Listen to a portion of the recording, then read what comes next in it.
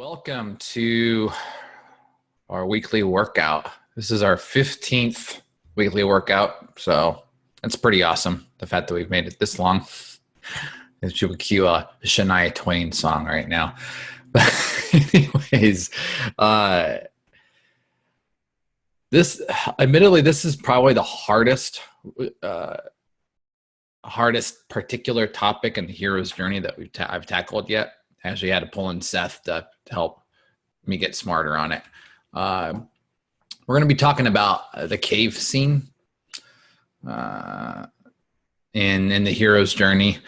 Basically, the cave scene in business is where people actually, sign the check.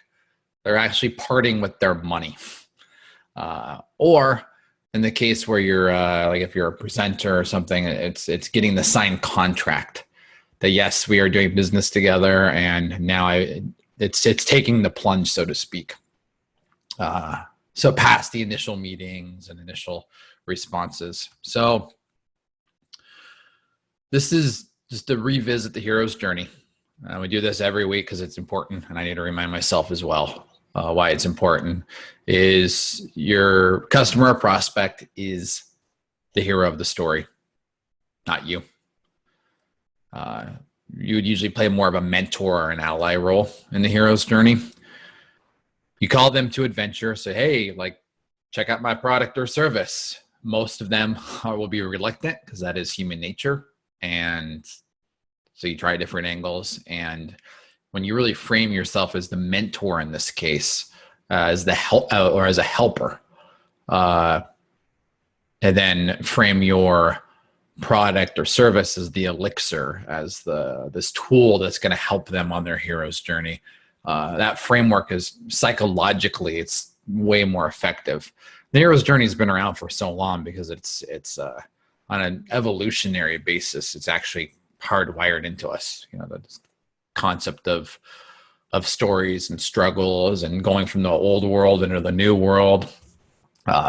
It's very, very deep. I mean, I think Joseph Campbell studied Jung a lot, Carl Jung, and fascinating stuff. Most of it way over my head, but when people talk about marketing psychology, that's one of these. That's one of the topics. So that you dig into is how irrational humans are, and how novelty is important, but familiarity is also important. So in this particular stage, in the cave scene, different mythologists look at it differently. A lot of them break it up by approaching the cave. So you're approaching the cave, approaching the innermost cave.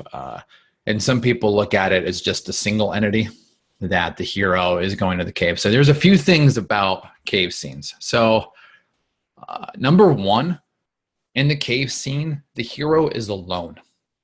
They're by themselves.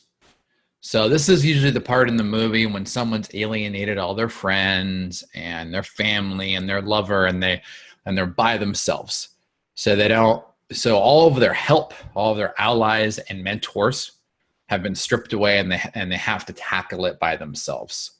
Another aspect of it is they have to face their greatest fear. So it's a really dark moment for them because we've talked last week about fears and apprehensions and anxiety based around trying to convince someone to cough up 20 minutes for a phone call, or cough up $20,000 for a service, or cough up, $20 for a widget. But ultimately, there's something about their greatest fear. Like this in the clip from Casablanca, it was where he let the love go. He had to let it go, and now that was the greatest fear, and that left him alone, actually. So, a very classic cave scene from The Hobbit is when Bilbo gets all of his friends are stripped away. And it was very very direct correlation to the heroes. All of his friends get stripped away. He is by himself, and two things happen there. And this is important. He's by himself. He's facing the fear of being by himself. He doesn't have his protector, Gandalf. The mentor is not there anymore. His allies, his friends, all of the entire team is gone. And he faces Gollum for the first time. One of the things that he finds there is in the cave is where he also finds the elixir. So you'll see that a lot in stories, and not just fantasy movies, but like we were talking about, what was the film? The Matrix. You know, oftentimes you're given the tool that you're needed.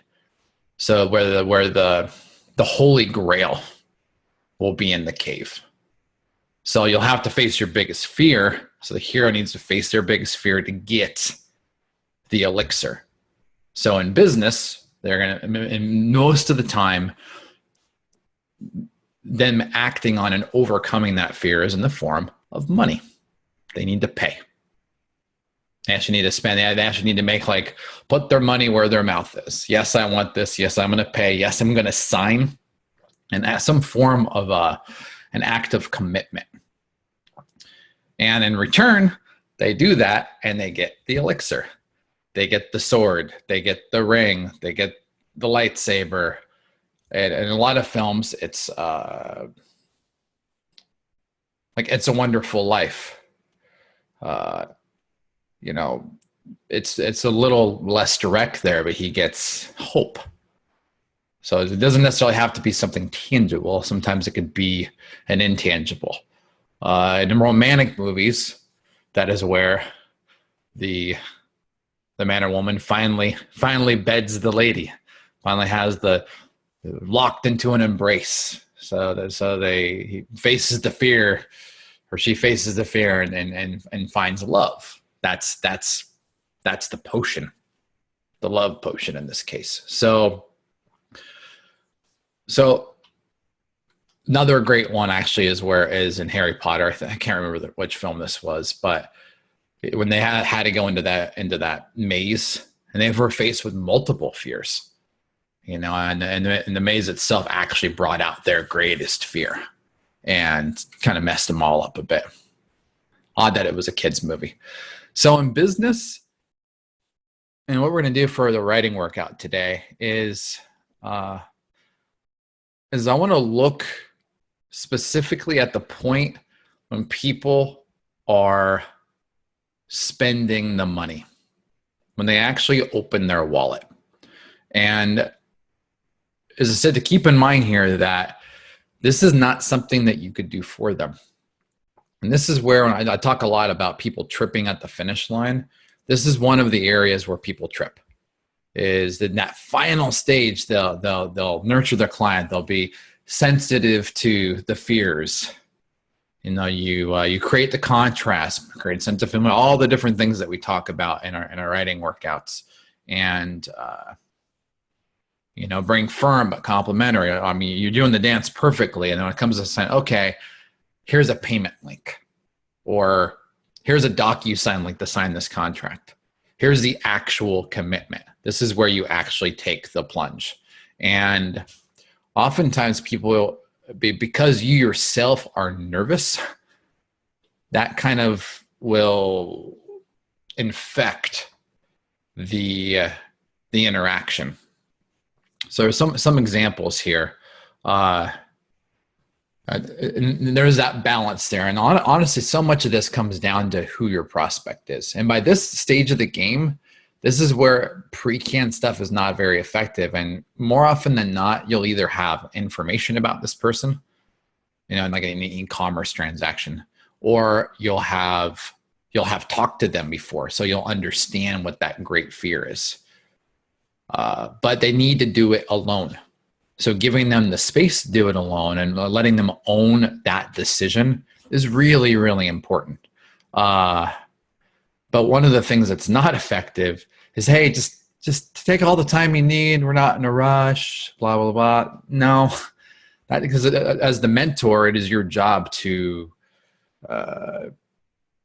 spur them into action, because they're in this old world. And if you make it to this point, they know by this point that they they want / need this elixir that you have access to, this product or service that's going to make them feel better or make them money or whatever. So they're already sold on it, but at this particular stage, we still need to build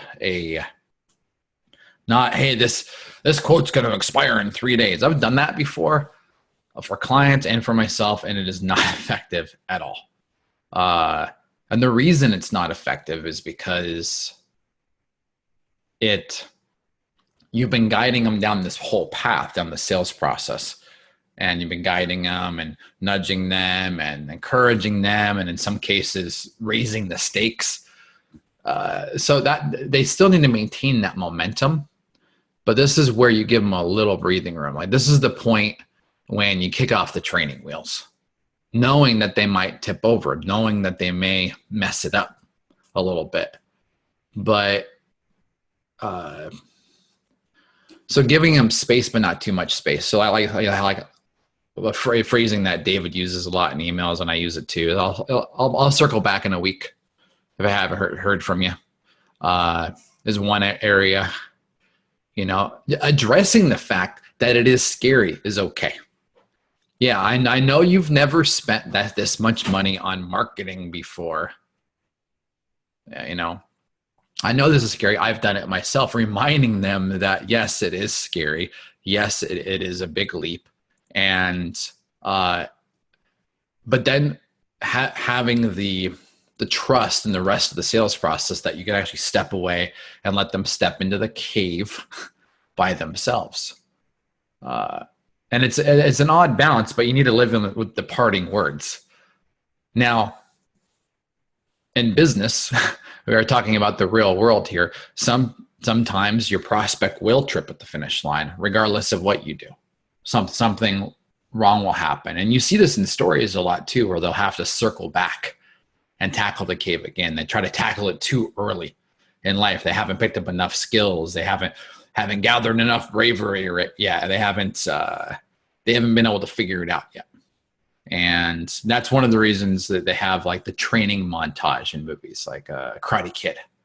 They have a training montage. It gets his ass kicked because he's like, I'm going to face these bullies. It gets his ass kicked. And then training montage, now he's able to face the bully alone, face his biggest fear, Johnny.